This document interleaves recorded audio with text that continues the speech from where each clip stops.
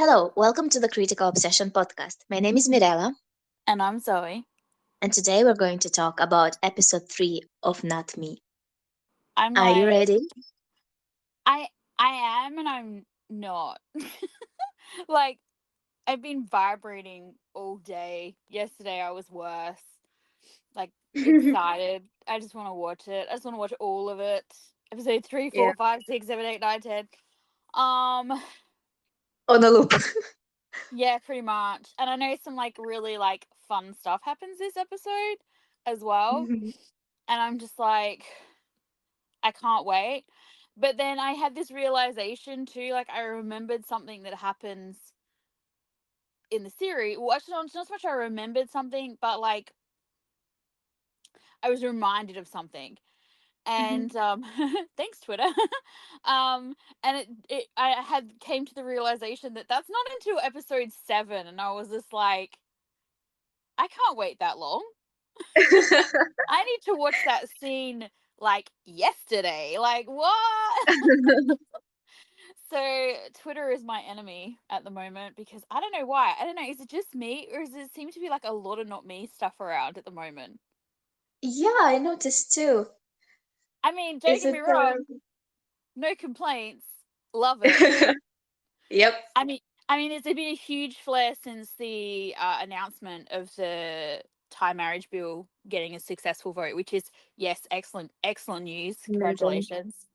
Um, But before that as well, I was seeing like an influx in it. I mean, there's always a bit of not me, especially on Bobby Twitter, because like we love not me. um, but yeah, I don't know. Maybe it's just because I'm like more aware of it at the moment or something. I don't know. It just there seems to be a lot. And as I said, I'm loving it. It's Possibly. not at all a complaint, but it just keeps reminding me of I, the fact that I have to wait until we get to those bets again to enjoy them. And I'm like, no, it's making it harder for yes. me. Can someone bully us into doing this more often? Yeah, look, honestly, I'm like, I feel like I'm gonna have to bully us ourselves. I mean, it's just, I mean, it's one of those problems, isn't it? It takes us a while, and then also life. I mean, hmm Yeah, recording takes a lot, and also editing takes a lot. mm, And we're like the way it is now, it's kind of perfect yeah, it for is. us. It's not. It's Mhm. working well, I think. Um, I saw something. It was so funny because I had like a moment of like kind of not not a horror, but like where I saw something and it sounded like people were doing like a countdown to something for OffGun. I was like, no, I'm not ready. We need more time to do more stuff for OffGun. And then I realized they were talking about the Bobby concert, and I was like, oh, okay, that's all right. Yes, let's count down. So, but I was thinking, no, they can't start a new show yet. I'm not ready. I need more time. Like I want it, but I need more time. So I was just like, it's not happening yet, right? Right. But yeah. So, should we go watch episode 3? I want to, but then I'm afraid because like then it's over. And then we have to wait again. Time We have to to. record. Let's go. And I We made know. it. We made an agreement. It's a I contract. know. This is it was like it's one of those things, as you said, it's a good plan, it's working well, but it's like also this was such a bad idea. For my mental health. It was such a bad idea. And you know what? I'm being so good because I could totally just be watching this and not tell you and just like be sitting around going like, not me all the time. But Uh-huh. I've actually restrained myself pretty well. As I said, I keep getting like I keep watching stuff that's when it comes up on Twitter, I'm like, ooh, yeah. I feel like it's like, like when you're eating a snack and you shouldn't. It's like I'm sneaking a piece of chocolate. That's what it feels like. Um, but yeah, it's a lot of fun. So I guess we should get started. Um, it's funny. I was thinking that I can't believe we're only on episode 3. There's 14 episodes in this series, which I like. I would have liked more. But I'm I'm like, we're only on episode 3, Hmm. and It's that's gonna kind of take us years. I know,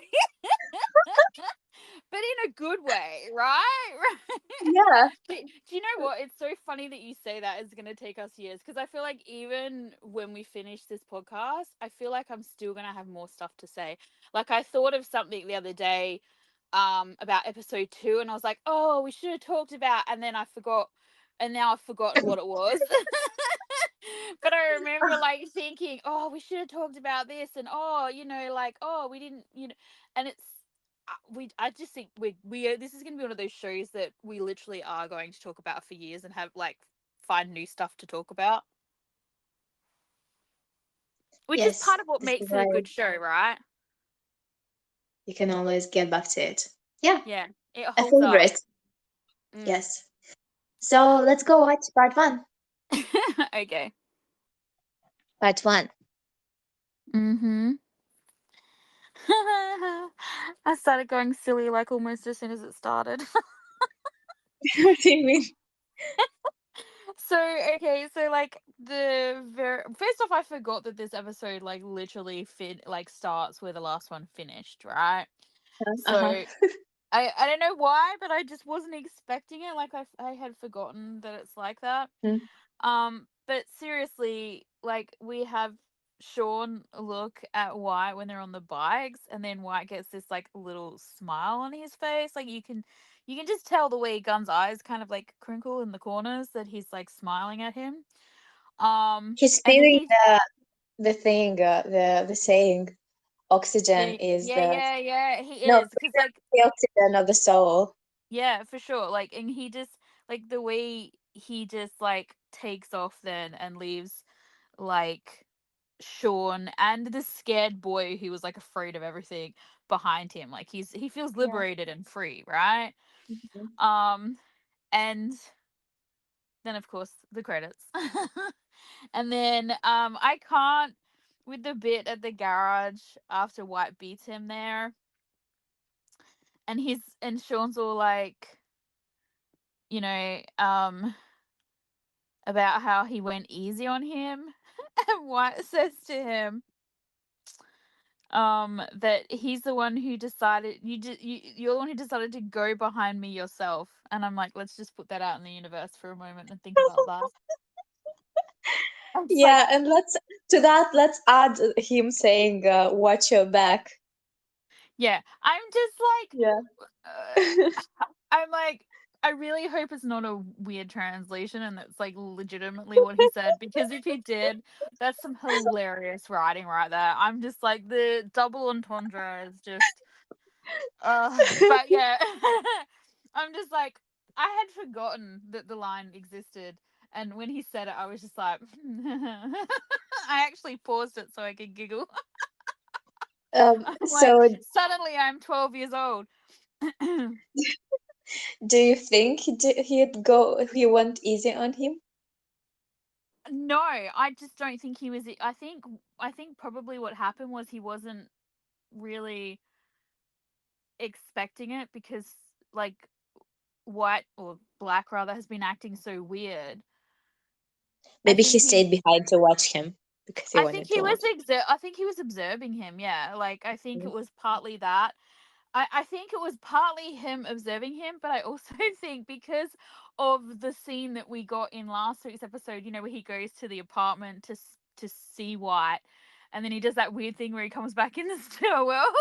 I also Yeah. think I think not only was he observing him, but he also maybe got a little bit distracted by watching him. You know what it's like when you got a crush? Like, I'm not trying to say he's got a crush necessarily, but like He sometimes does. you just find yourself staring at that person, or like whatever, like maybe Mhm. you have an agenda. Like, he clearly, as I said, I feel like he had an agenda, and that he was observing him. But then I think it's like a little bit from column A, a little bit from column B sort of situation, where definitely observing him because he's like, what the fuck, like he's constantly just having what the fuck moments, when it comes to White. But I also think he was like distracted by just watching him. So, there's a saying or something that's like, or it was a saying that goes something like, I hate to see you leave, but I love to watch you walk away, or something. Like, it's a gross Yeah. guy saying, like, where they, because they, they're staring at your butt or whatever. Like, it was like that, but on a motorcycle. Well, Kind of. and then they get there and Black is all playful and Sean gets even more confused. And Yes. when Yes. White Yes. leaves, he's just watching him again. He watches him leave again and he just Yeah. cannot I let mean, go. yeah. Well, the forehead finger flick thing is just so funny, and Sean's outrage at it is so cute. Like, for real, That's he's that's literally definitely not something that Black would do to him. And I feel exactly. like if Black did something like that, that would be a gesture that would mean that he doesn't take you seriously at all. Like that would Yeah, be yeah. something Like to do mocking. to Yeah, exactly. But yeah. from White was just, that It was was just something playful. It wasn't. exactly like Yeah, yeah. something between friends, something you do to someone who you are having a good time with. Because he just felt so good. He felt liberated. He just Mm-mm. won. He felt like he got wings. Probably Yeah, he yeah. just It's felt like this I'm on. motorbike thing. He's like that. I'm on top of the Like, world thing. Yeah, yeah, and so and he was happy. That's why he did that. But from Sean's point of view, he was just so confused, and he'd get angry because of what it would mean if it were Black who did yeah, that. yeah, But at yeah. the same time, he knows Black does not behave in a normal way, so that Yeah. just left him with even more questions. That's right. He is the epitome of what the fuck in that in that scene. Like, for real. And Yeah, then see White changing his clothes. I really love these scenes where he transforms I from know Black it's to such White. an interesting scene. This one, like, we see it a bunch of different times, but I remembered this scene very, very well. Partly because of the shirt that he puts on. I don't know why, but I'm just every time I see that shirt, I'm like, oh, that's the shirt. I like that shirt with the writing on it. My brain works in weird ways. I think I've mentioned that, but It's yeah, it's an interesting shirt. like, I love the vibe of this scene, and as you said, this, like, it's like a transformation, and you feel like he, like, when he's finished changing, like, I don't know what it is, but it's like he's just such a good boy suddenly. Like, he's so polished. It's Yeah, just so different, and it's so interesting to watch the it's change in actually him. it's funny because it actually feels like he's putting on a mask when he becomes White. Yeah, when Like he start Sam becoming, Joy, he's different. He is so how do you say it when you do not show your emotions? yeah, like, distant and cold almost.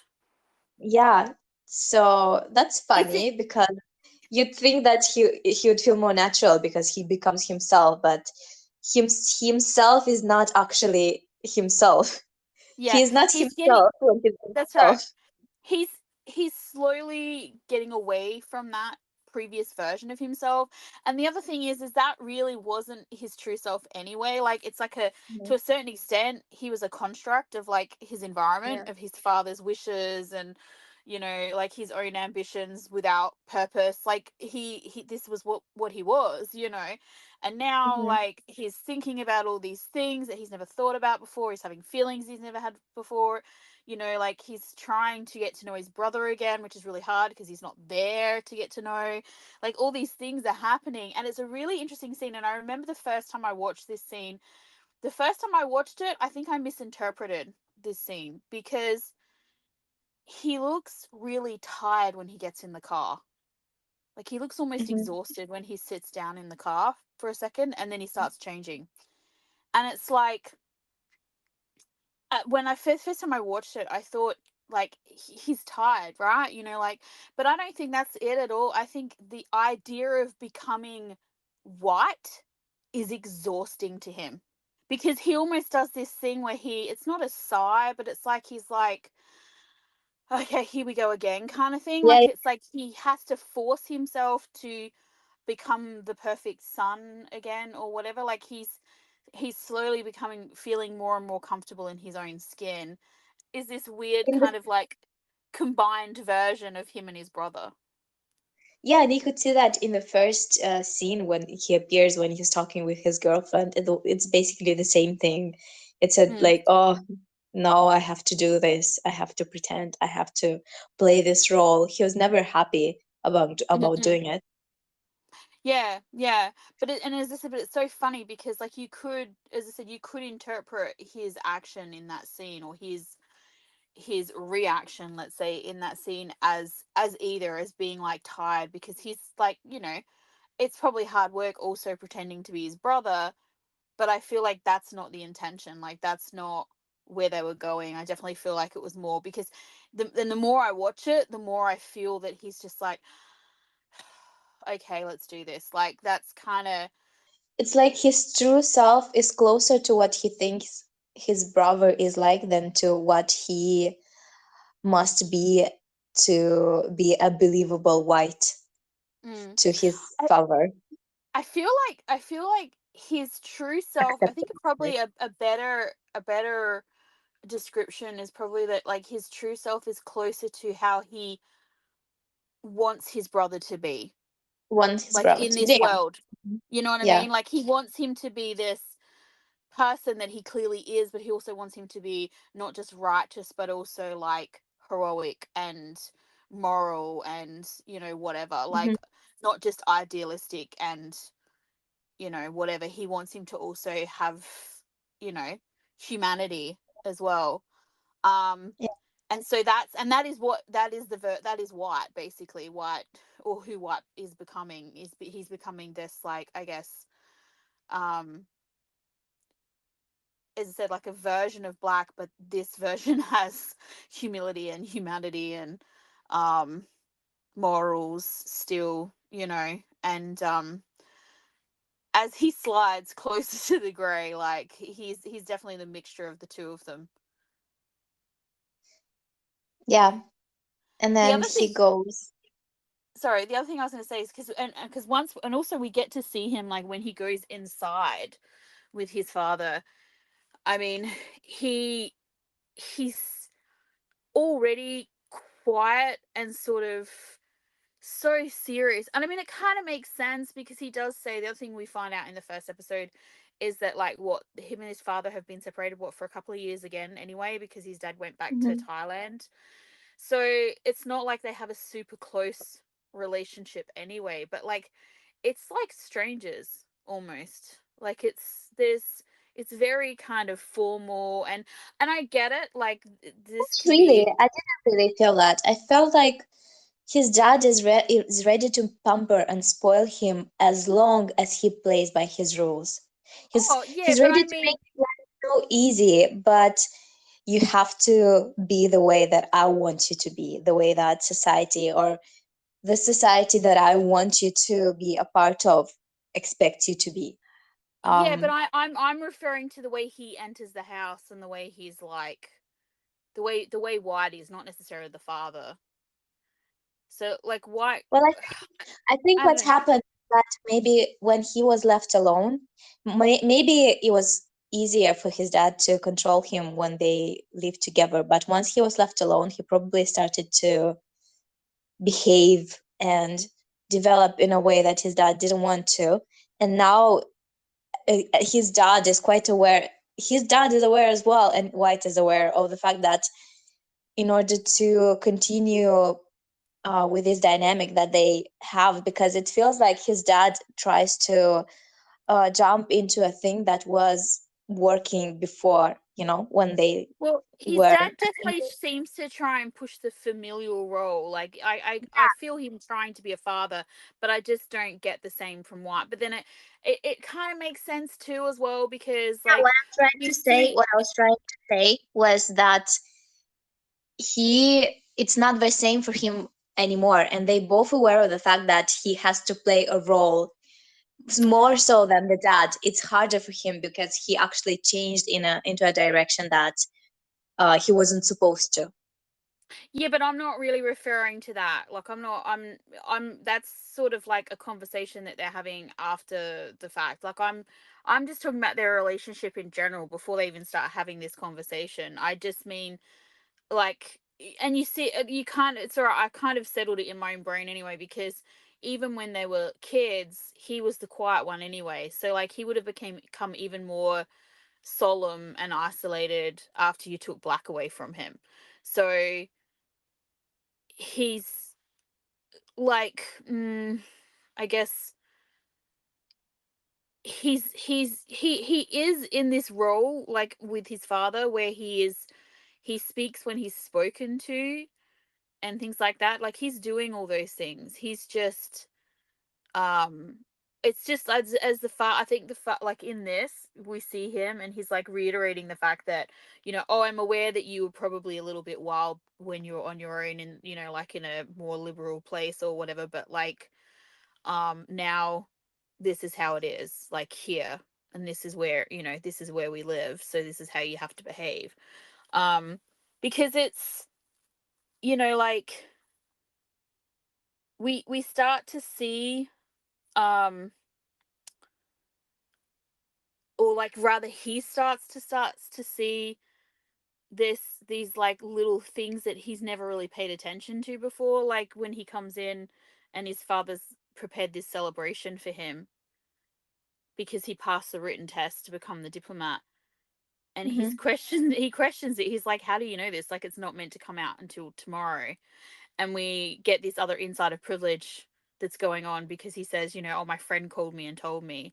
So, these little bits that start to come out. Bother And him. it's, yeah, and I feel like that comment alone probably would have just slipped past him, but then his father goes on further and starts like layering it on, and couple that with like the life he's been living the last few weeks or whatever. It's all like red flagging for him, like it's all just, and you can kind of see that. What I did think was interesting was when his father asks about his hand. So clearly his father's observant, he pays attention to him. Yeah. Um, and he tells him he cut it on some glass. Once again, my brain did that thing where it's like, he's like, burn scars and cut scars look different, right? But I'm like, it was an interesting choice. I mean, I get why you would say something like that, because if you're feeling guilty and this thing just happened, like the last thing you're going to want to do is own up to having a burn scar on your hand. Yeah. Mm-hmm. Even though like he would literally be the last person they would look at, like white, I mean. Mm-hmm. Um, but yeah, it's. I don't remember. Like, do we when it's meant to be healed? Do we ever see his hand? I don't think we ever see a scar or anything on there anyway. So it's one of those things where it's not important to the storyline, but my brain just thinks in a weird way. Um,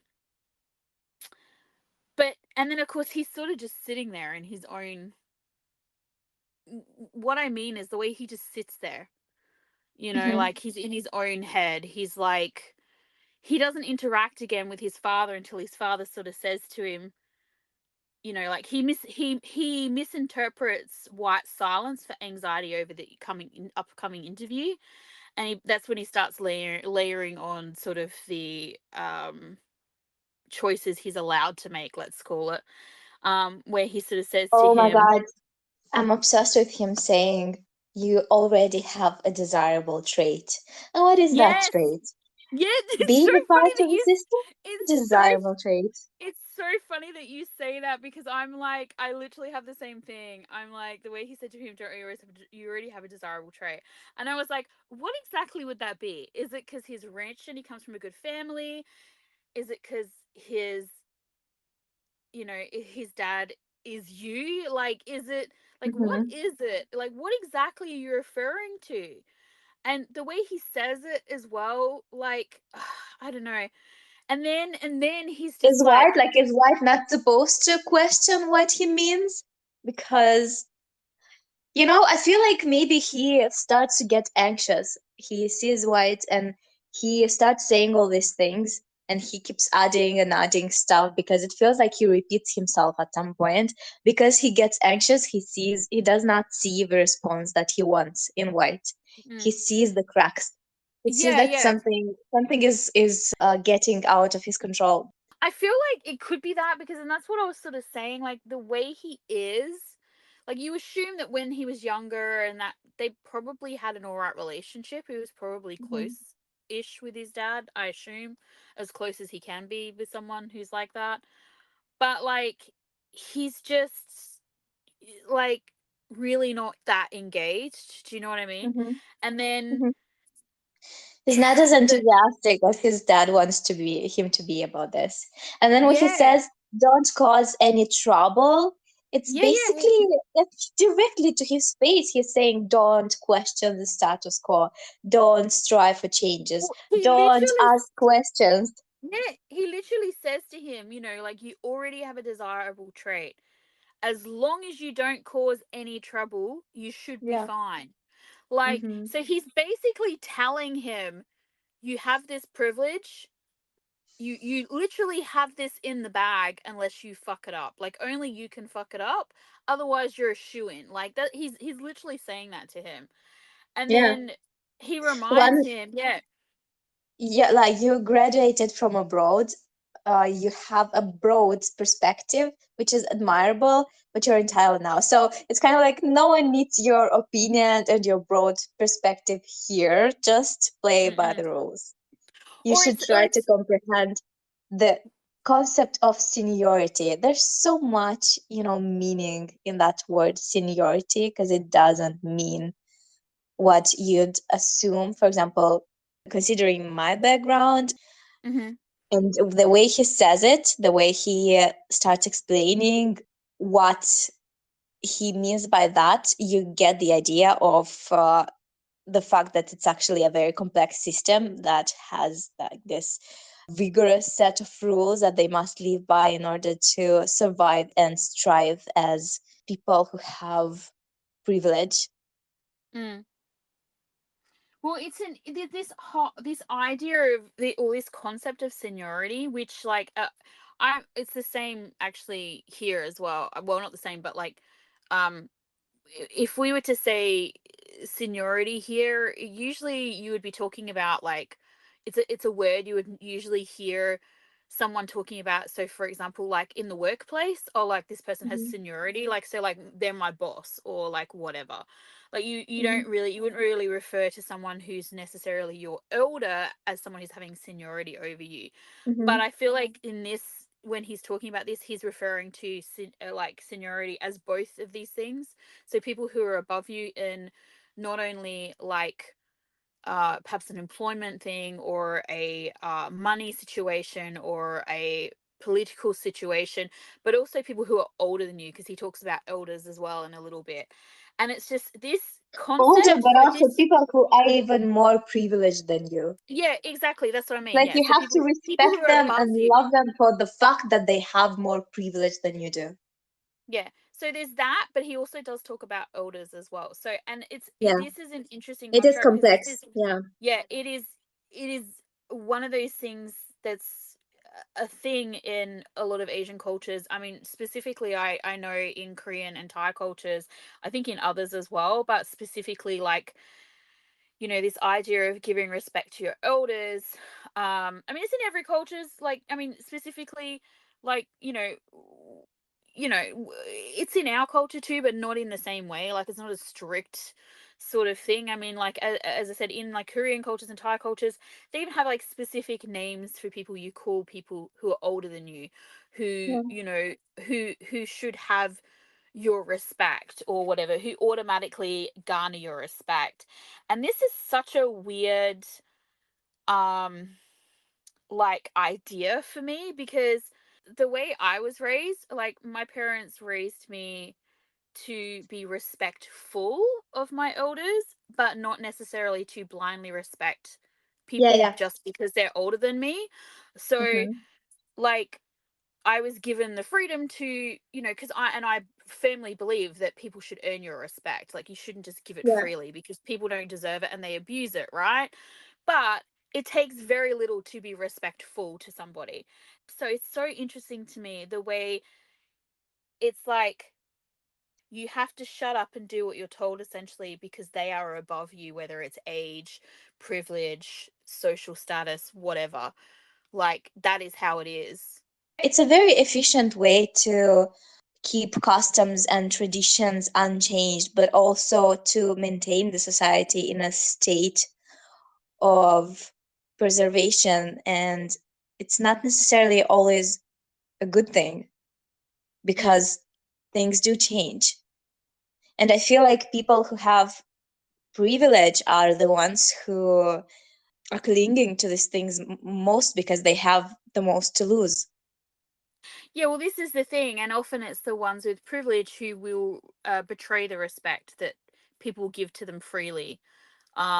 People in power, look, I mean, look at it, it happens all the time, happens every day. People in power, even, I mean, I guess even you could look at a voting system, like a political system. Say we vote this person in, where, I mean, respect is probably the wrong word, but we are giving them this power over us, and then they turn around and like completely shit all over you, essentially. So it's like, it's one of those things that this idea of it being such a strict custom, it's kind of like, I get it because I've been to Asian countries and things like that. I get like, I understand the culture, and I, like you said, I get the reasoning for it.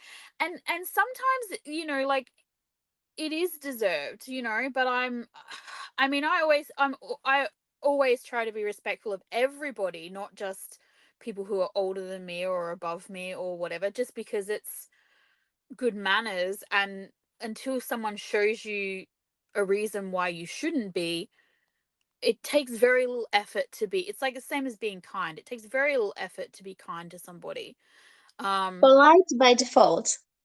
yeah, Polite. I mean, it's like there's the thing about, like, I mean, I'm one of these people as well who, some one of the people at work said to me the other day, it's really hard to know if you're having a bad day or not, because you literally always have a smile on your face, like you're always so Mm. sunny that sometimes it's really hard to know whether you're okay. Because they asked me if I was all right, and I was like, do I not seem like I'm all right?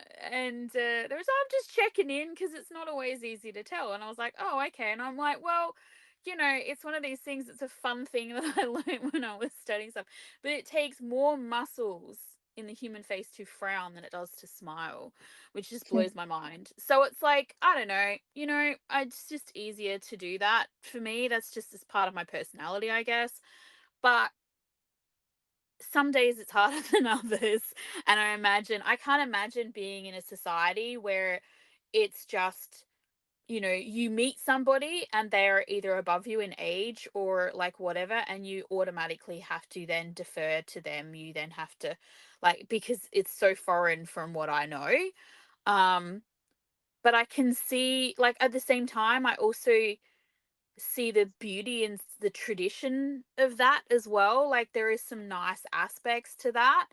um and you see it when it works, you know what I mean, like when people are respectful to each other, like the people who are getting the respect are responding in an appropriate way. And it's really nice to see this, like, because there is a lot in society where, I think the problem is, a lot of the time as well, especially like with I'm gonna sound like such an old person here, but like the youth of today are so disrespectful to people who are older than them just because they're older than them. Like, it's like people younger than us think that we're a bunch of old dinosaurs who know nothing, or who are stupid, or who don't, aren't worthy of their time or whatever. Um, and it's like, it's so weird because, as I said, it goes back to that being respectful thing, because, chances are that that person has something worthy of you, like, that you can learn from them, or that like, I don't know. I don't know what I'm trying to say here. But it's like, I see the beauty in it. But then this moment here when his father is talking to him, and he basically sort of says to him, um Bite your tongue. like, Oh God. yeah, like, yeah, basically, like, he's basically saying to him, like, speak your mind, Hmm. but like, be careful what you speak your mind about. And then he says about being kind of respectful, and it's just like, and then he says, you've decided to become a diplomat for your country, so you should work for your country. Keep your personal You know, opinions to yourself. well, that is true. You know, you It have is. to.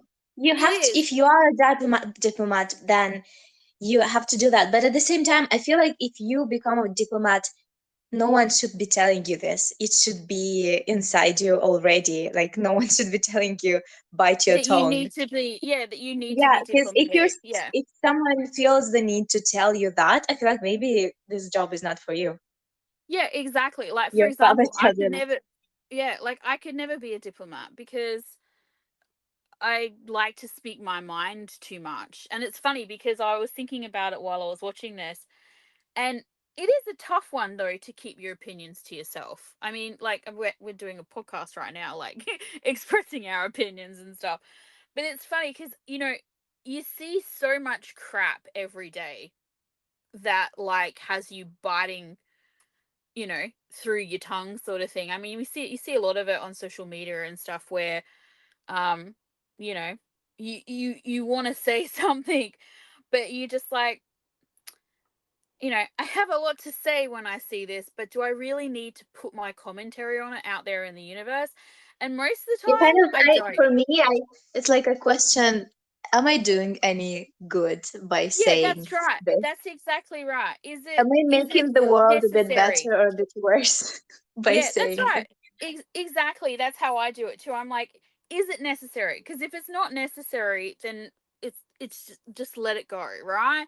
But if it's something I really feel strongly about, like I think if it's one of those things, um, and as I said, it as I get older, I definitely weigh it. As I said, depending on what the topic is, what the forum is, who am I talking to, who's going to benefit from it, is it going to benefit anything? Is there a point to it? Like, but it is sometimes really, really hard to stop yourself from engaging when you see someone who's clearly saying something disrespectful, hurtful, racist, abusive, like whatever, especially if they're targeting a person or a group of people or whatever. It is very hard to hold your tongue. But sometimes you wading in and joining is not always the good thing. So I feel like I as I'm getting older, I'm getting better at like pulling myself back from that. But I mean, you probably get rants from me that I like don't post on social media.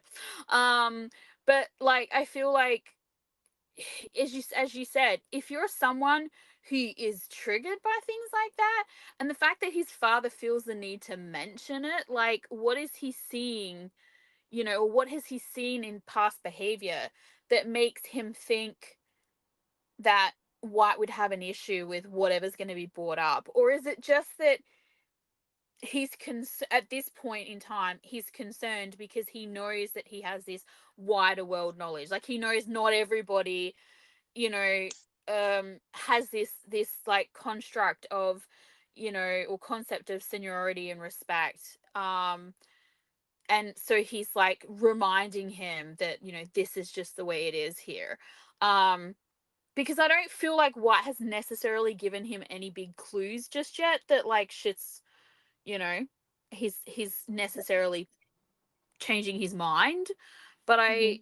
I do, so I query as to why he mentions it, but like at the same time there's a reason why he mentions it, you know what I mean? Yeah, So, yeah. and I mean, we know because we see what White's doing. So like as an audience, we see what's going on, and we can see like each of these little bits and pieces are starting to weigh on him, Hmm. and it's like he's starting to realize that this worldview that he had, this, or not even just this worldview, it's like sometimes you see these things. I think you mentioned this previously. You see these things, but you just ignore them because like they don't touch you, like they haven't touched him, like he Hmm. hasn't, it hasn't affected him in any way, or or adversely affected someone he knows or cares about. And I think that sometimes is a huge trigger for us as humans. Like we can see like truly horrific stuff and feel bad, but not really like feel, like spurred up to do anything, or like whatever, we just like, oh no, like because Yeah.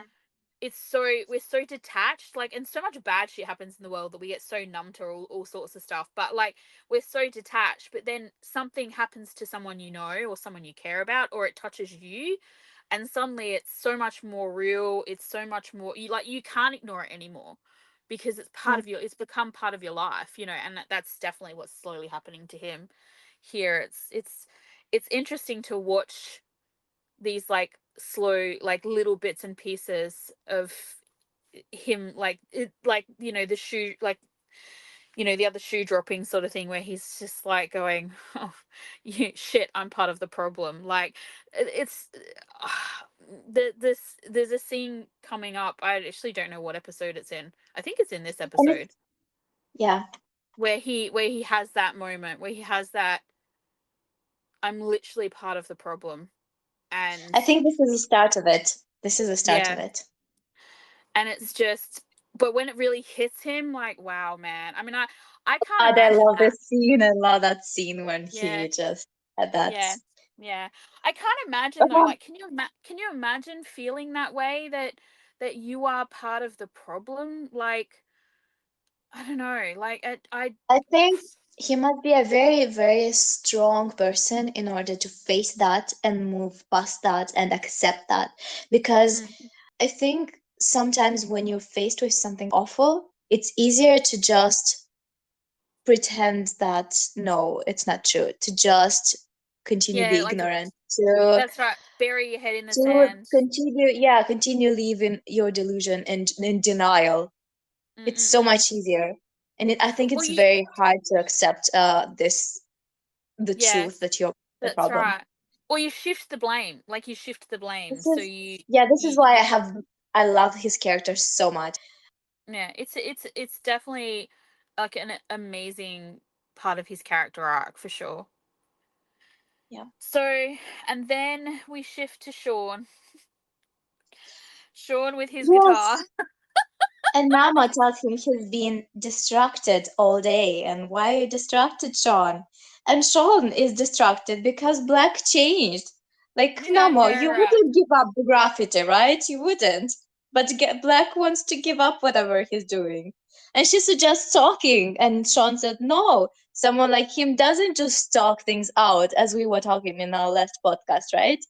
Yeah. So she says, well, try to find a way to make him express what he feels. And I'm like, Zoe, isn't their next interaction them fighting, Sean challenging him to a fight? Is this how he wants Black to express his feelings?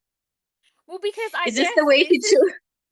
this is probably how Black would express his feelings, with like violence, I think this is fists. the first time I realized that this is what he's doing. He's trying to get Black to express his feelings by Yeah. challenging him to And a fight. it's so funny because it's like not, that's not how like White would do it. Do you know what I mean? Like, so Not it's at all. he it's just, it's really funny the way he comes at it. Um Yeah. and tries to get him to get back But to this the is same hilarious. place He's trying to get Black to express his feelings. Can with you imagine violence. the real Black, and Sean being concerned with the real Black, to Yeah, and his feelings, try to get him to express his feelings. Like, I this know, is just right? so funny. It is, it's so funny. And it's yeah, and yeah, he's just obsessed with him already, and I find it fascinating the way he finds White fascinating. He Mm-hmm. likes him. Yes, he does. He just doesn't know it yet. As I said, I'm so baffled. Even like the more times I watch this show, and like especially on this rewatch, I'm so baffled at the people who are like surprised when they have like their moments later on, and I'm like, where were you guys? Like, were you really not watching the same show as us?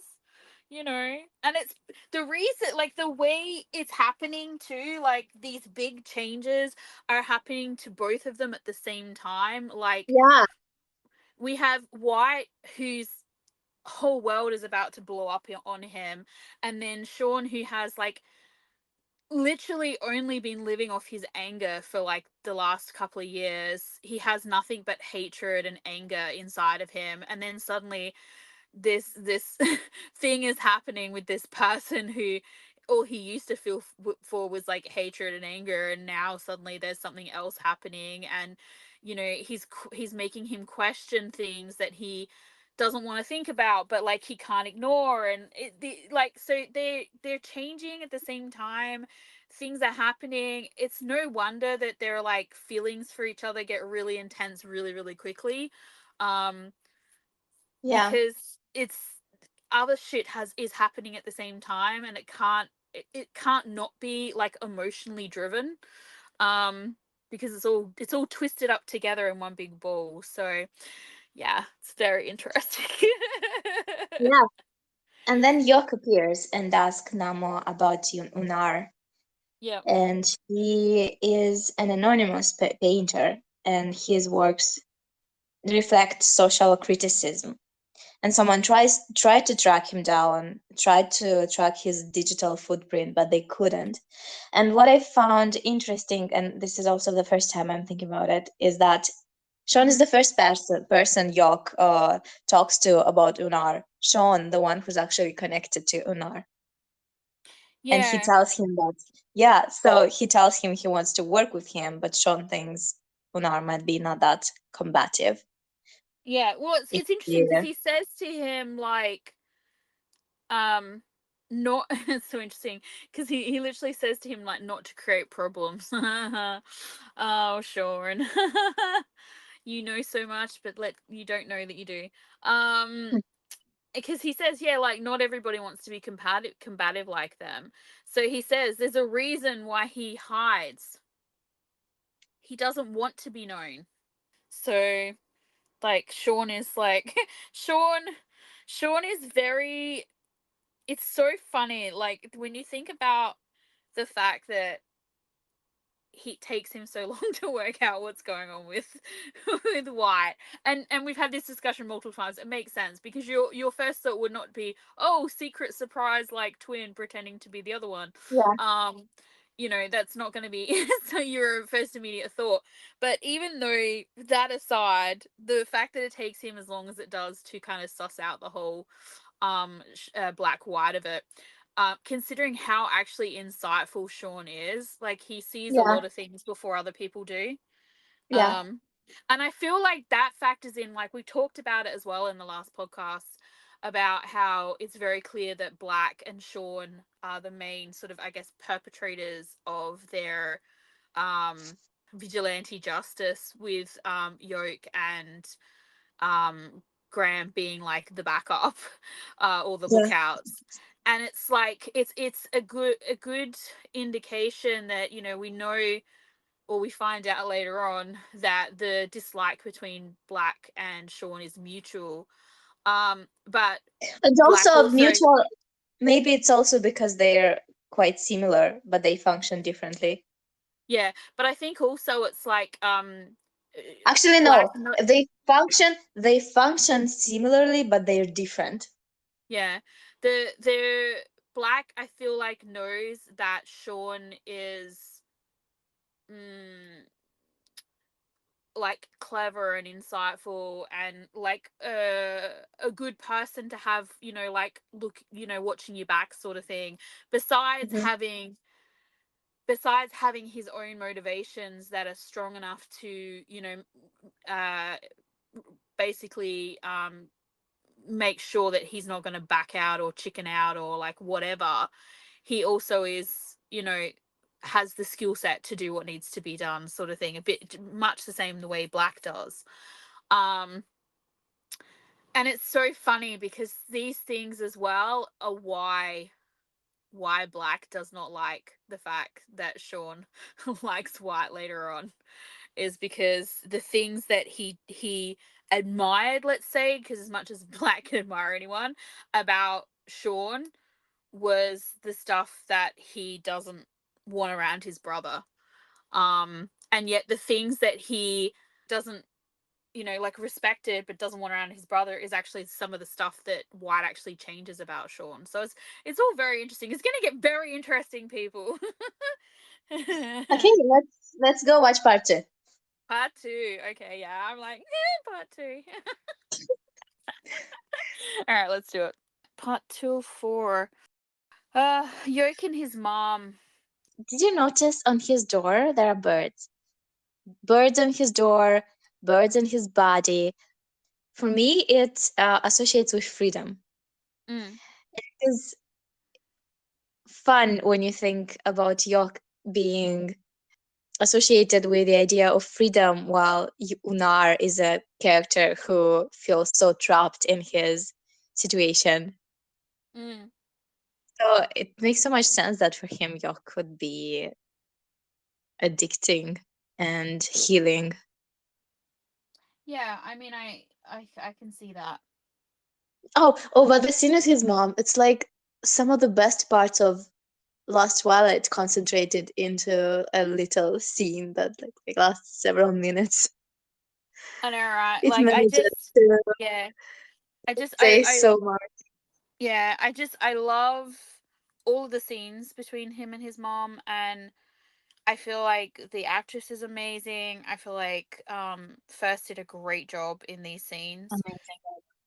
And I feel like Pinucci and the writers did a really good job of basically giving us, as you said, so much in such a small amount of time, and making it like not a public service announcement, not a lecture, like just here's the information and this is why it's important. Like it He's a person yeah. who's going through some real stuff, and you Mm, don't even know what to do about it.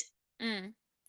And I just love like as much as I love these scenes, this one in particular makes me sad as well at the same time. Yeah, Like I get the desire to want to look after her and care for her, but like also as she says, like there's nothing wrong with her. She can work, like she doesn't want him to make her feel the same way other people do. Like she needs him to believe in yeah. her instead. And he Um does. He He just lets does. go. He accepts her for like what she's saying. Like he listens to what she's saying. I think it's very, this interaction that they have is very healthy. Mm-mm. He suggests this and she rejects it, and then she explains why, and he just accepts it and he understands her. Yeah, and I mean his reactions in this scene are valid and make sense. Like they're not, Mhm. he gets angry on her behalf, which is Yeah, of you love this person, you're frustrated on their behalf, course. you're hurt on their behalf, it makes complete sense. Yeah. And as you said, but the respect is there, and it's this thing that we were talking about before about, you know, um automatically giving it. This is a perfect example of two people giving respect to each other willingly, and it's really really beautiful. And like I just like even when they hug, like it's such a sweet scene. Like it's just yeah, I just love the scenes between them. I think they're so well done. Yeah, me too. And it's horrible when she says, "It's my fault. I made her feel uncomfortable," Mm, because the person wanted a maid that could keep her company. mm, And yeah. it was her choice to just let go of this and not complain, not fight against this, because she didn't see it as that person having something against her. Mm. She And just it may be didn't take it because it personal. wasn't necessarily a personal thing. You know what I mean? Like I think she took it for what it was. In when she's the way she talked about it was she wasn't angry or upset, or Yeah, she was accepting of it because yeah, maybe this person is lonely yeah, and they can't communicate. You know what I mean? So sometimes that is her respecting that other person's wishes, whether it's right or wrong or whatever. Like he says, get it, she can get a friend to come over and talk to her or whatever. Like you're not there to be her friend, which is also a valid point. But it doesn't always work that way. Like sometimes you get a job yeah, and, the job description yeah. is like, housekeeper, but you're also suddenly best friend and now also like therapist or like what it's just this is what happens. We wear many hats in Yes, all of our roles. So and him caring so much about her being hurt on her behalf, he takes it into a direction that she didn't want to take it, and starts talking about her not needing to work, but it's not about that, and it wasn't about that for her. So that's why Mm. she has to explain it to him that it's not about me not being able to work, because he makes it weird here, Mm-mm-mm.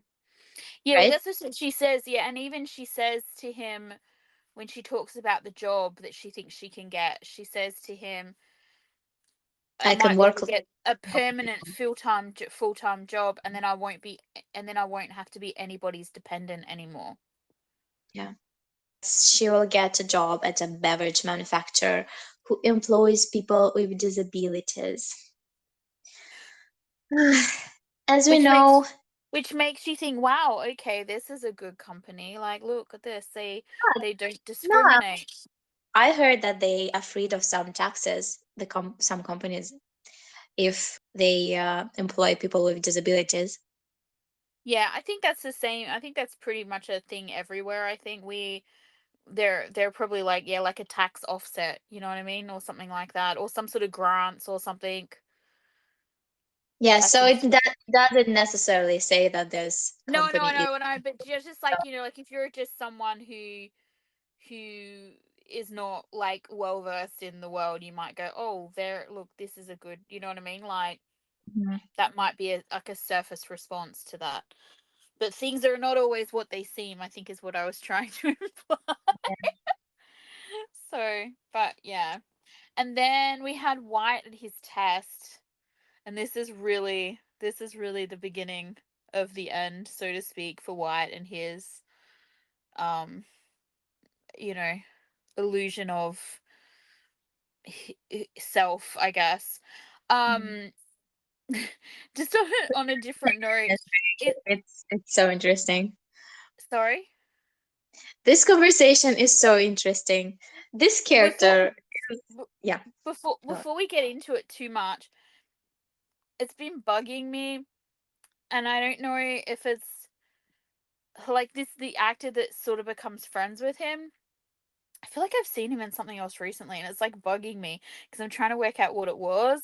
But now I'm just wondering if it's just like 2 weeks ago when we watched episode two, because he was also in that.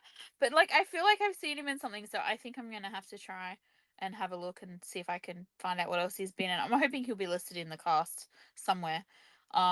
But yeah, if anyone knows, let me know. But anyway, yeah, this scene was really hard to watch for me because obviously like we know how it's going to go.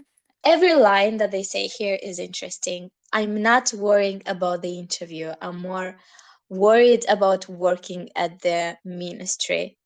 So he basically already accepted his dad's instructions, but he doesn't really think it fits him. So in the way he chooses to express it is by saying, I'm not sure the culture fits him. And Mm. then the guy responds, you seem really confident you'll pass. And then you get this expression on White's face, like that mask, like he's suddenly very still, as if he is aware that he just said something very weird, that a common person with no ties to this position, to with no privilege, would not probably say. He just realized that this is not something that everyone can afford to say. This is not normal. Well, I mean, I'm not sure if it's necessarily that. I mean, possibly, but I was thinking about it as well, and like his face when he says that to him, and then the other guy says to him about seeming so confident that you're going to get the job. It's Mhm. like it just occurs to him that he's not worried at all. You know what I mean? Like I don't know that's necessarily like that he thinks he said something weird or whatever, but it's like he's just really not worried at all about whether or not he's going to get the job. And that is weird. Like that is a weird thing. Like who is that confident? You know what I mean? Like, and it's That's basically what I said as well, but in different words, actually. no, but I yeah, or think. maybe I don't know. But like, I feel like I don't know that he necessarily was thinking that. Oh, look, I just said something weird. I feel like he was just in his Well, mind. he expressed the way he felt, but and then, well, he heard himself. Yeah, yeah. This is Mm-mm-mm. what I meant. Yeah, and then the guy starts talking. What he says is, yeah, definitely such a privileged thing to say for sure. Yeah, and then the guy It's starts talking about privileged kids and how he has to fight them with his skills. And then White goes on to tries to justify this whole process, being like, I think the test here is good because it's fair. Basically, he goes into denial and delusion, the thing that we said he is good at overcoming later, but here he's not ready yet, and especially no. in this moment with this person, He's doing it's that thing that, yeah, too hard of he's a trying pill to to swallow. he's trying to bargain with himself, like, because it's so funny, like the way he says that it's good and fair, like that is once again only something someone privileged is going to think like that ever, because anyone who's ever really wanted something and who hasn't had privilege has had to fight tooth and nail for that thing. Like, it is not an even playing field. You are already on the back end of something when there's a whole heap of other people who are smarter than you, richer than you, more educated than you. Like, you are already trying to, you're already like behind the pack. So when someone comes out and goes, "Oh, this was fair," or like, "Oh, this was easy," or "I thought they did a good job of this," and like everyone else is just going, "Oh," like it smells of privilege. Like, it's just, but it's just that it's so hard to watch though when the other guy is like being all joking and friendly with him and like thinking that they're on this level playing field, to when then how he reacts when he realizes who White actually is. Yeah, because he even leans back. It's like he puts distance between them because there is this metaphorical distance between them. So he transforms it into some physical distance. You can actually see it Mm-mm. And appear between them. I like what the other guy says to him about, like, even if the test was fair, like he says, you have to see it from the other point of view, that Yeah, not everybody has the same opportunities to get to the test. Like, yeah, not everybody's going to have the same education, which means they're not even going to get a chance to pass the test. Like, they're not even get a chance to take the test. yeah. Um, and so, like, when the person comes out and says his name, I was just like, oh no. And I have already seen it a bunch of times, but I was just like, oh no. Because Yeah, when the way he asks about like White's father and that, and he says, are you related to this person? And he's like, oh yeah, he's my dad. And the way he's like, no wonder you were so sure you would pass. Now it's interesting because he still stays polite to him though. Like, he says to yeah. him, I'm sure you'll He do even says good. he, He even he says even good wishes luck to him good him. luck. Yeah, Exactly. Very yeah. diplomatic. But Very diplomatic. the tone is so different. Like I just said, he retracts Cold. himself from the situation. They're not equals anymore. This is the That's person who right. has privilege and who will win over him. And in actual fact, he's very respectful in the way he deals with him. He would actually make a great diplomat, this guy, because Yeah, he is very good at swallowing his own, what he's really thinking, or really, and it might even be that he does it because White, for all intents and purposes, is a nice guy. He seems mhm, like a nice guy. Like, this guy liked him, yeah, which would probably feel like even more of a slap in the face, because like, you don't want to like the people that have more than you, because it's unfair. Like, so this the little selfish part in your soul like wants to throw a tantrum and be like, I don't like this person because, you know, but he liked him. You know what I mean? Like, they got along, they were friendly, they had nice conversations, they had interesting conversations. He just didn't realize that they weren't coming at it from the same place. And then we get this, like, once again in a monologue of um White's, which I love. I love the inner monologues, me too. where he says, like, so many people wanted to be his friends when they learn out who he is, and that this was the first time that someone reacted in such a negative way that made him like the first person who made him think that the privileges he's had his entire life come from exploiting others. And what a heavy realization to have just before going into an interview of any kind. Yeah. Like, and then of course then he goes in to the interview, and one of the three people on the panel is someone he already knows, this person that his father introduced him to. And so Yeah, once because like again, there's no he's left. There's no point of like he's left with no hope of saving any face in this, like, because they already know him. They don't even need to. He doesn't even need to present himself. They just bypass the formalities. This is not for the people that are inside the circle. So they just get slapped in the face oh, with he this does. thing continuously. Yeah, it does. And it's like, it's funny because I was thinking about it and I thought it must feel a little bit like drowning, right? In this moment. Like just one wave of realization over and over and over again. So, like your father, you're connected to your father's the first one. The next one is this guy is here that he knows. Then he does, as you said, he doesn't even have to introduce himself because they all know who he is. Wink, wink, nudge, nudge, he. Like Mhm. the guy literally is like, ah, ha, ha, ha, you don't have to. Like there's Um, no way he like maybe he had hope, but they forgot who he was. No, no, no, no, no. We know who you are. Don't no need to present yourself. that's right. It's like when sometimes I remember reading about, I don't remember what it was. I can't even remember the topic, like what it was to do with, but it was someone who had privilege and they had to set some sort of test or something, and they did it like in, like, like when you do blind testing, because they didn't want anybody to give them privilege. Like they wanted to get this thing based on their own merit. And Mm. so they went into it in a way where they thought no one would know who they were, did this thing, Mhm. got through, felt really good about it, only to find out that someone actually had found out who they were, and they hadn't even looked at their, like, it was an art thing, I think. They hadn't even looked at their piece of art. Like they had just Mm. automatically gone, yep, we'll put his stuff in. And Mm.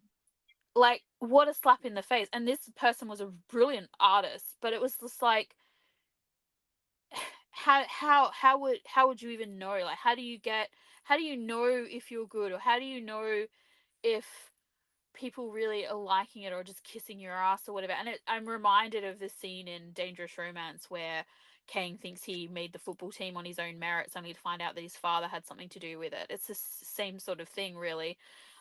His father That's using his privilege. that's probably an isolating feeling. Yeah, exactly. But not only that, why try? Why try to do anything? Like, why bother? Yeah.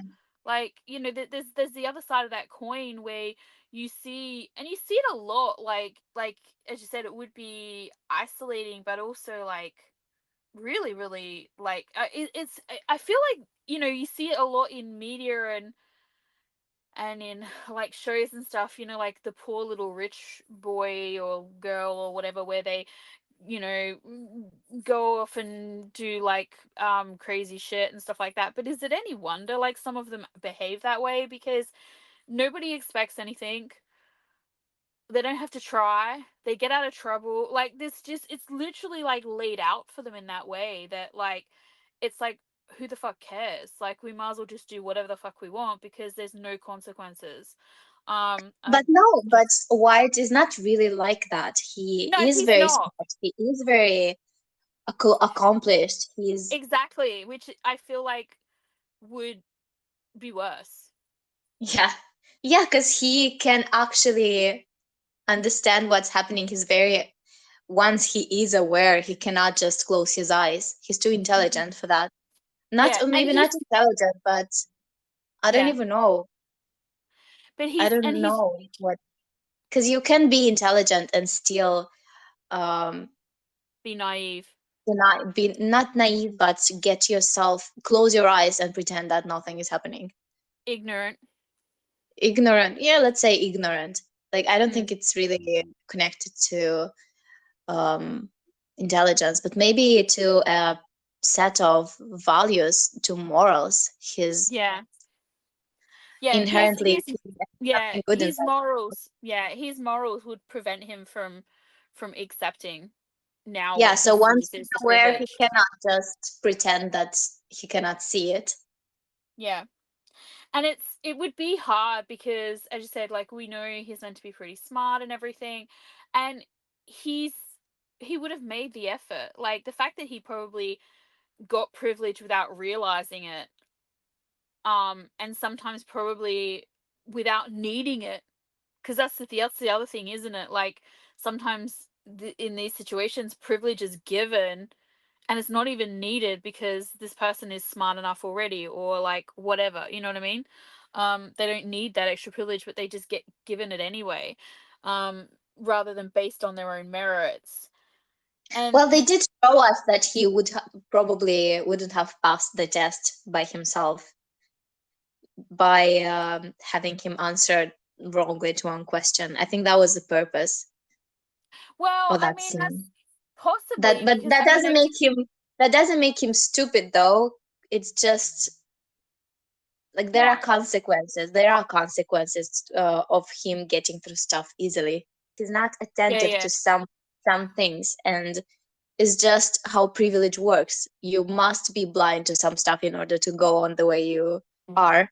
If you're privileged, you don't think that this is because you're exploiting other people. No Mm-mm. one ever thinks they're a bad person. They Mm. always find ways to justify Yeah, themselves. yeah. And I feel like, as well, with this, is it's hard to know in that situation where you were saying about the test. We could interpret it that way for sure, and I'm sure if somebody put it to Pinucci, she would be like, "Oh, it's how you interpret it." But because we don't know the No, scale, should like not. it Should be like it's up for open interpretation. open to interpretation. That's the one. Open to Um, interpretation. because I feel like, without knowing the without knowing the parameters for the test, like, you know what I mean, like, like, I was doing some training at work the other day, and it's like you had to get 90% or something in the quiz at the end of the training, otherwise you have to do the whole thing Mhm. again. So we don't know what the parameter is. We don't know, like, you have to get everything correct. But as you said, We we don't saw that you know. got Yeah. one wrong. No, we don't know, but we can assume, we could assume or interpret that as to, as you said, perhaps being the, an indication that maybe he didn't actually pass the test, but they put him through anyway because they were like, oh, it's only one wrong question, or and it's about a fruit, so who cares, or whatever. Um, but then, as I said, like, so he's in this Or situation. maybe that maybe he did pass, but he was told he did better than he actually did. Mm-mm-mm. He didn't have to try harder. Like he wasn't told that you were good, but you need to try harder. He would not be told that. Yeah, yeah. But then, as I said, it must feel in this sort of situation a bit like drowning, because these things Yeah. just keep bombarding you. And then they give him, like, a very controversial question, which is the point where, which is okay, they want to make sure that they've not got any troublemakers in there that they're interviewing or whatever. But this is also the point where he has to make an issue out of it to prove a point to himself, I guess. You know what I mean? Like, I he think has to. there he has to I think in this moment he consciously sabotages himself. He knows this is not an answer a diplomat would Yeah, give. yeah. So he's proving I think but what I'm saying is he's proving a point, because when he doesn't realize that that's what he's doing, I don't think, but, like, he does this thing where he sabotages himself, I and think he then, does. oh yeah, I think no, he but, knows like, he sabotages himself. oh, no, I'm not saying he doesn't know he sabotaged himself. I feel like, I feel like we need to wait to talk about this until it actually happens. Um because What this do you mean? It just happened. What are you talking about? No, when he goes and he finds out the results of his interview is what I'm talking about. Oh, I'm pretty sure he knows he sabotaged himself here. No. I'm not saying he doesn't know he sabotaged himself, but what I want to say, I can't say I think, without talking about the whole scene that we haven't even seen yet. oh, come on, let's just say it. He passes the test, but he thought he wouldn't pass. He thought he sabotaged himself here because Yeah, this is yeah. not an answer. So This that's is what I'm not an saying. So answer. that I feel diplomat like he's diplomatic gesture. subconsciously proving a point to himself. Like he doesn't know that what he's doing is proving a point to himself. This is Mm. where he this is where he realizes, or not He this place, tests but look, yeah, the he's testing the fairness, system. the He's testing the fairness of the system. test. Yeah, of the Hmm. system. And Mm. I don't necessarily know that that was his intention. I think he sabotaged it because, as you said, because it was like he couldn't accept the like he couldn't accept that he'd got to this point or would go further without having this privilege that is just being like thrown in his face. So he sabotages himself. But I don't I think he think based, anticipated the results of what actually happens. yeah, no, based on his reaction from later, he did not expect to pass. He's Yeah. actually distressed when he finds out that he passed because I guess he still had some hope that it's not as bad. So that's why he gets so, Mm-mm-mm. mm, Anyway, so as I said, that's for next. yeah, That's for part 3. That's what I didn't want to talk yeah. about. Yeah, so then we are at the Now I'm pulling garage out the and knives emojis. No, I'm just kidding. Um, yeah, and so so yeah, back to Yoke and Gumpa Gumpa sparring in the fighting. garage, and I'm just like, this whole entire scene that we're about to get. I feel Oh, like oh, you you guys mean did. you you mean Sean trying to get Black to express his feelings? Yeah. So two things here that I feel like I should share with our listeners. We we finished watching this around the same time. I feel like, and I watched this scene a bunch of times. How many times did you watch it, Marilla? One time, Zoe, one time. Really? It took you a really long time. I I kept thinking about the things that were happening. I think I spent most time on the scene with the guy, the diplomat guy. Really? Okay, we're so Yeah, different. it is what it Anyway, is. back to the scene. What I realized when I was watching this though is that like from everyone in the garage's point of view, Black just like randomly shows up and says nothing. And by Black I mean White. But Hmm. considering like the last time most of them had seen him, Sean doesn't count because like we know he went to his apartment and we know that they did the bits of the motorbikes together and that. But like he literally doesn't say anything. Whereas the last time he's seen them, he had been all, "I'm quitting," blah blah blah blah, and like no one mentions it. Like he's just there. He says nothing. But And it's a very Black thing to do, actually. He it is, behaves I like guess. Black here. It is, I guess. But I never really know. I never noticed it before until today. And then Gumpa's just like, "Oh, okay, well, Right. yeah, yeah." And then Yoke's like, "Oh, I can't wait to fight you," like, and he, Yeah, it's been a while. and White still hasn't said anything. Like he's not said anything. Like regardless of the what I was talking about him being like, "Oh, I quit," and then randomly turning up, he still has said nothing. And then yeah, and then Sean turns up, and when Sean jumps down from like 4 steps up, I swear my knees like cried. I was like, oh, that's so hard. But yeah, I just like I don't know. I just When they start doing whatever the hell they're doing, when they cut to Gumpa and York's face cracks me up. The look in his face is fucking priceless. I mean, oh god, I love first for that moment, for that expression on his face.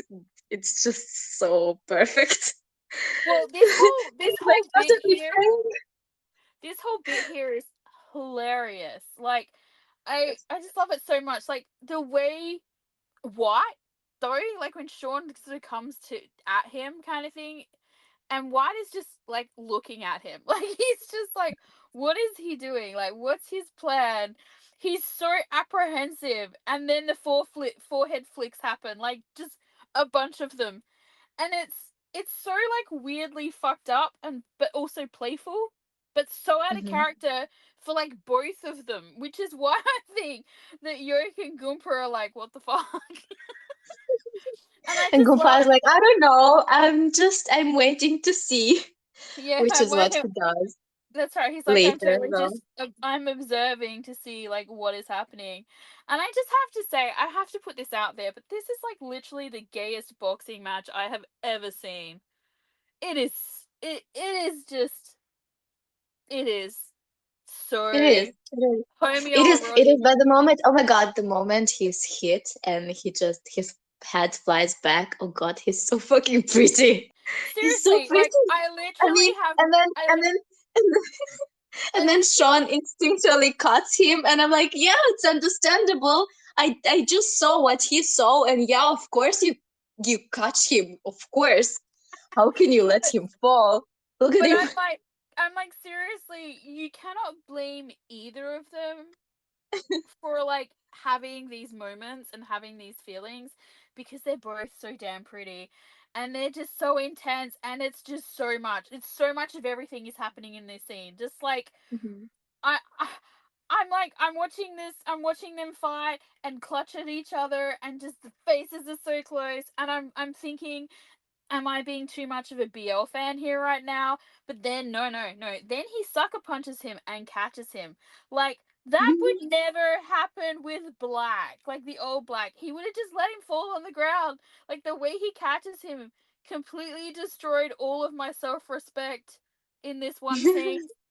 I lost all self-respect for myself because suddenly I'm going like I'm in a melted puddle of goo on the floor and I'm just like I don't know what just happened because and then so when they're like in it and they're fighting and Sean is just clutching him to himself for way too long and the way he stares at him after he catches him after he sucker punches him, I have to give them both props for this scene because there is so much trust between OffGun.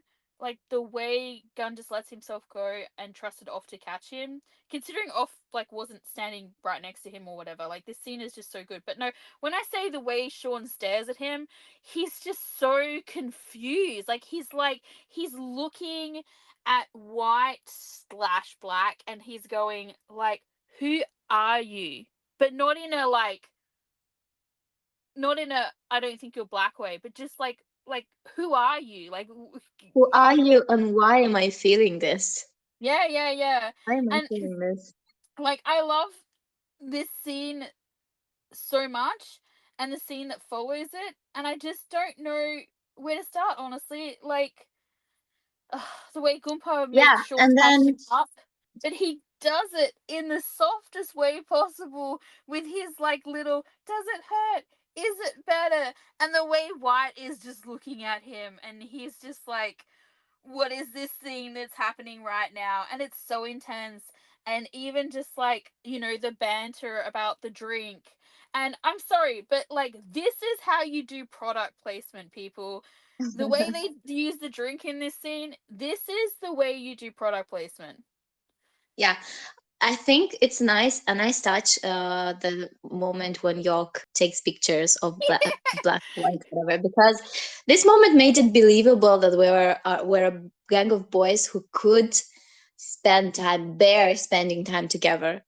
Yeah, This yeah. interaction, because now, okay, they're real people. There's something like that. It's not always about just fighting and hating each other. They can spend time with each other and do this, behave like It, not friends but whatever. And he says, it's my turn to mock you now, which suggests that Black used to mock Yok for something. it's And I it's interesting too though that like he he takes this picture of Black when he is well, aka White, when he's like knocked out and unconscious and actually isn't hearing him mock him. Like it's not like he's like, oh ha ha, you got sucker punched afterwards. He's just like doing it while he's unconscious. Like because the real Black would probably, break his phone or something. and they, Sean and White, continue to justify themselves being intense and taking care of with each other, uh, with Gumpa told me to. Yeah. How I many know. times do they use this justification? Because I feel like there are multiple, and they just get more and more ridiculous. Oh yeah, it goes on for quite some time.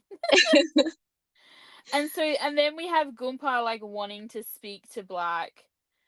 And I'm just like, I don't want to be that person. I keep being that person, but I just have to say the gunshots. And I'm just going to leave that there. No, but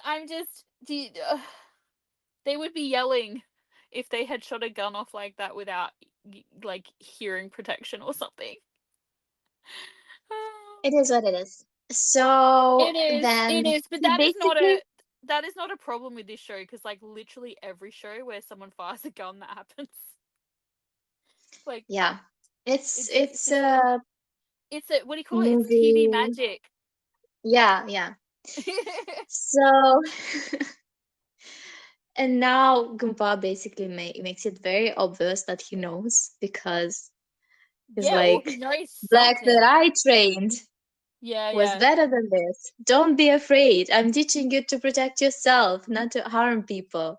The bit though where he goes on about his soft hands. The soft hands, yes, and oh, the moment when he says, you need to stay here at the garage. You've been. Oh, he also uses that justification, even though at this moment I think he knows. I think he tells later that he already knew here that it was not Black. He still uses that justification to that you've been worse after the fire, I guess, to calm White down and maybe give him something to cling on, to believe that he is still anonymous in Yeah, this yeah. environment. Yeah, because later he's like, no, you're not okay, no fire in your eyes, your heart is weak. And I'm like, yeah, it is. It's exactly what White feels right now. You're seeing right through him, and he probably feels like that in that moment, like Mm. Gumpa is seeing right through him, Well, I and also it feel disarms like him a little bit. it came And across he like he's like I feel like he's just also thinking like this is like really weird as well. Like should I be screaming stranger danger right now? Because he's super intense. Do you know what I mean? Mhm, And then he says, mhm. you know, about how he'll teach him to be as good as he was or whatever. But he's just like it's I felt like Goompa's just like, sweetie, you're not fooling me. You're fooling all of them, but you're not fooling me in this And he scene. says, stay here and thinks other things will get better.